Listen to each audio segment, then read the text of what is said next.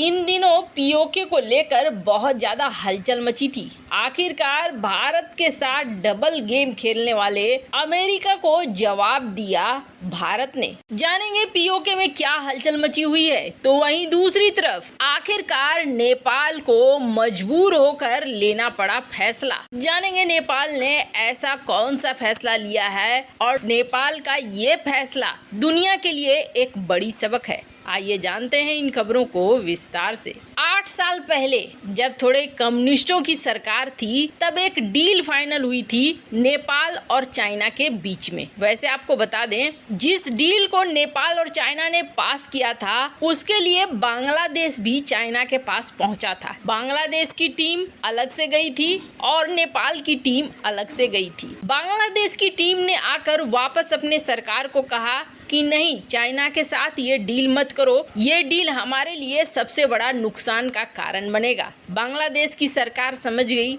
और उन्होंने इस डील को कैंसिल कर दिया। अब कथित तौर पर जो डेलीगेशन नेपाल की तरफ से चाइना गया था उसने भी आखिर यही कहा सरकार को कि ये डील हमारे लिए फायदेमंद नहीं है, इस डील को तोड़ दो। लेकिन नेपाल ने कहा कि नहीं, तुम चुप रहो और ये डील होकर रहेगी। उस वक्त की सरकार ने यही फैसला लिया और ये डील हो गई। और ये डील थी किस चीज के लिए, तो आपको बता दें, नेपाल ने एयरक्राफ्ट खरीदे थे MH-60 और Y-12E। एक को खरीदा था 180 मिलियन युआन में, वहीं दूसरे को खरीदा था 228 मिलियन युआन में। इसके लिए चाइना के एक्सिम बैंक से सॉफ्ट लोन भी लिया था। आपको बता दें, कुल कहा जा रहा है कि 6 विमान खरीदे, इसमें 4 Y-12E और 2 MH-60 थे। 2012 में ये पहुंच भी गए। इस डील के लिए उनके डेलीगेशन ने मना किया था, पर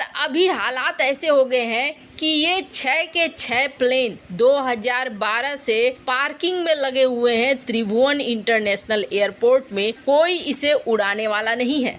समस्या ये है कि कोई भी पायलट इसे उड़ाना भी नहीं चाहता है। एक के क्रैश करने के बाद से ये धड़कन बढ़ गई है। कोई भी इसे लीज पर भी नहीं लेना चाहता है और न ही कोई इसका इस्तेमाल करना चाहता है। ये तो खरीद कर जैसे कि नेपाल ने अपने सर पर एक सिरदर्द ले लिया और अब नेपाल ये चाहता है कि किसी भी तरीके से ये झंझट अब उसके माथे से निकले, क्योंकि एक्सिम बैंक तो नहीं मान रहा है, उसका ब्याज तो बढ़े जा रहा है और ये प्लेन किसी काम का है नहीं। इससे 1 रुपए की आमदनी हो नहीं रही है। जो भी पैसे हमने लगाए वो सारे बिलियन, वो सारे पैसे तबाह हो गए। करीब 408 मिलियन चाइनीज युआन इसमें लग गए और सब के सब बर्बाद हो चुके हैं। ऊपर से ब्याज बढ़ता जा रहा है जिसे हमें चुकाना है। जिसके बाद आखिरकार नेपाल चाह रहा है कि ये 5 चीनी विमानों को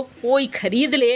अब लीज पर देने की बात नहीं कह रहा है और ये सीधे सीधे इन विमानों को बेचने के लिए लगा चुका है। अब सबसे बड़ी बात ये है कि नेपाल के इन विमानों को खरीदने वाला तो कोई मिल। खैर, जहां एक तरफ ये सब कुछ हो रहा है तो वहीं पीओके का मामला इस समय बहुत ज्यादा उछल रहा है। दरअसल अमेरिका इसमें कुछ घी डालने का काम कर रहा है और अमेरिका का रूप एकदम से सामने निकल कर आ रहा है। अब से कुछ महीने पहले इसी साल अमेरिकी कांग्रेस प्रतिनिधि इल्हान उमर ये पीओके की यात्रा पर गई थी और तब भारत ने ये कहा था पाकिस्तान द्वारा अवैध रूप से कब्जाए गए हमारे जम्मू कश्मीर में उनकी यात्रा उमर की छोटी मानसिकता वाली राजनीति को दिखाता है और ये हमारी संप्रभुता का उल्लंघन है। जिस पर अमेरिका की तरफ से जवाब आया था और अमेरिका ने कहा था कि इसे अमेरिकी सरकार ने नहीं भेजा है, वो खुद से गई है और इसका अमेरिका से कोई नाता रिश्ता नहीं है। अब ये जो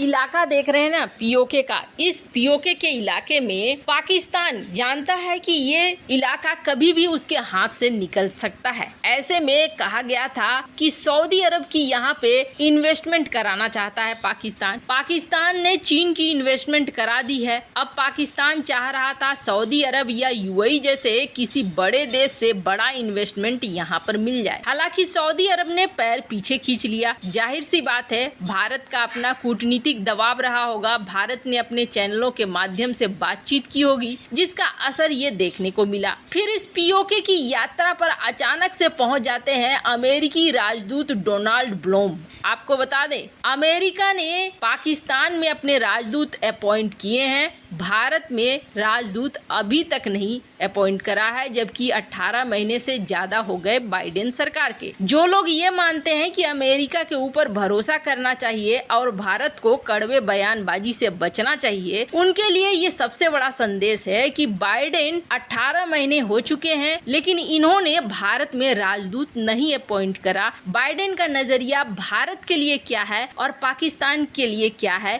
ये शुरुआती समय से पता चल रहा है। ऐसा नहीं है कि डॉक्टर एस जयशंकर ने जो अब बयान दे दिए हैं उसकी वजह से अमेरिका नाराज हो गया है। अमेरिका की अपनी पॉलिसी है, अपनी नीति है, और ये नीति पहले दिन से दिख रही है बाइडेन के आने के बाद से। और अमेरिकी राजदूत डोनाल्ड ब्लूम जब पीओके के दौरे पर पहुंचते हैं तो यहाँ पर ये कहते हैं अपने ट्वीट में, आजाद जम्मू और कश्मीर, यानी कि AJK। और आपको बता दें, यहीं से सारा बवाल खड़ा हुआ है। एक तो पीओके में किसी अमेरिकी राजनयिक का ये दूसरा बड़ा हाई प्रोफाइल दौरा है, इल्हान ओमार, और इल्हान ओमार के बाद राजदूत डोनाल्ड ब्लूम, जिसको लेकर भारत ने विरोध भी जता दिया है। अब भारत ने कहा कि ये जो हुआ है ये गलत है, भारत ने आपत्ति जाहिर करी है और अमेरिका को इस बारे में अवगत भी करा दिया है। हालांकि अमेरिका इस तरीके के डबल गेम हमेशा से खेलता आया है।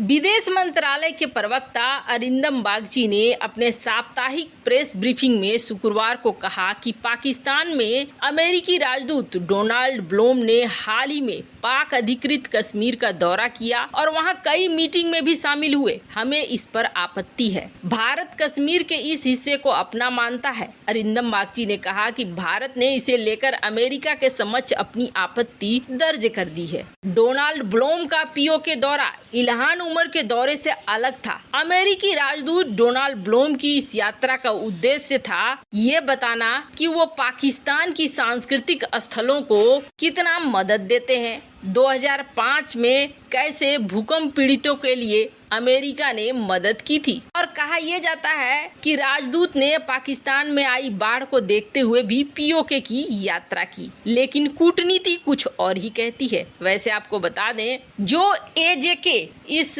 राजदूत ने अपने ट्वीट में लिखा, उस तरह की भाषा UN में भी इस्तेमाल नहीं किया जाता है। इसलिए अमेरिकी राजदूत के इस एक्शन के बाद अमेरिका में भी सवाल उठ रहे हैं कि जो शब्द इस्तेमाल किए गए हैं वो शब्द सही नहीं है। वैसे आपको क्या लगता है, अमेरिका डबल गेम खेलना बंद करेगा या नहीं? कमेंट कर अपनी राय जरूर बताएं।